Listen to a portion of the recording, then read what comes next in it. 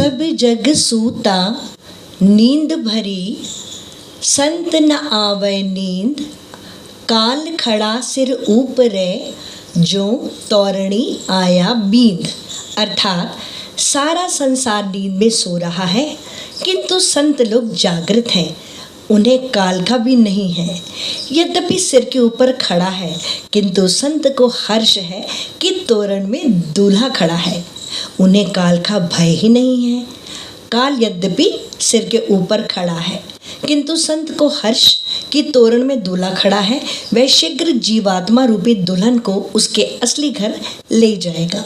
जिस मरने है जग डरे, सो मेरे आनंद।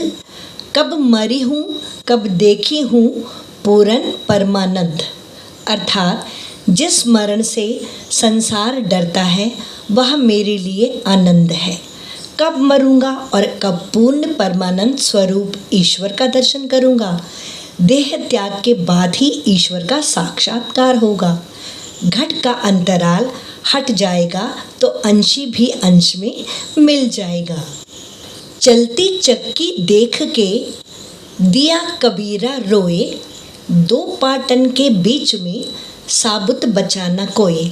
अर्थात काल की चक्की चलते देखकर कबीर को रुलाई आ जाती है। आकाश और धरती दो पाटों के बीच कोई भी सुरक्षित नहीं बचा है।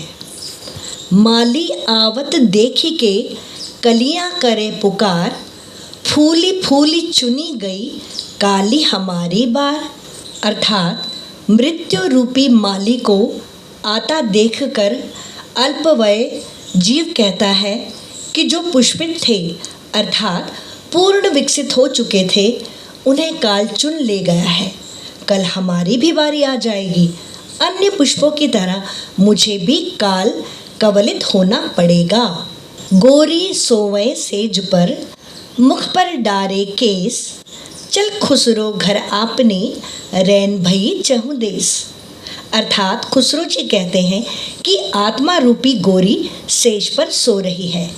उसने अपने मुख पर केश डाल लिए हैं, अर्थात वह दिखाई नहीं दे रही है।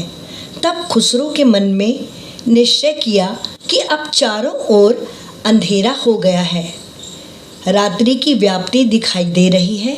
अतः उसे भी अपने घर अर्थात परमात्मा के घर चलना चाहिए। मरनु भलऊ बरु बिरह ते, यह निश्चय करी जोई। मरण मिटे दुखु एक कऊ, बिरह दुहु दुखु होई। अर्थात एक सखी नायिका से कह रही है कि किसी पड़ोसन ने मृत्यु को विरह से श्रेष्ठ समझकर मरने का निश्चय कर लिया है।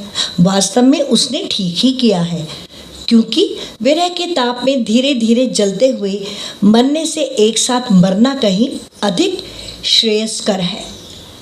कारण यह भी है कि मरने से केवल प्रिय को दुख होगा, किंतु प्रिया विरह के दुख से सदैव के लिए मुक्त हो जाएगी। विरह में तो प्रेमी और प्रिय दोनों को दुख होता है, किंतु मृत्यु में केवल प्रेमी को ही दुख होगा।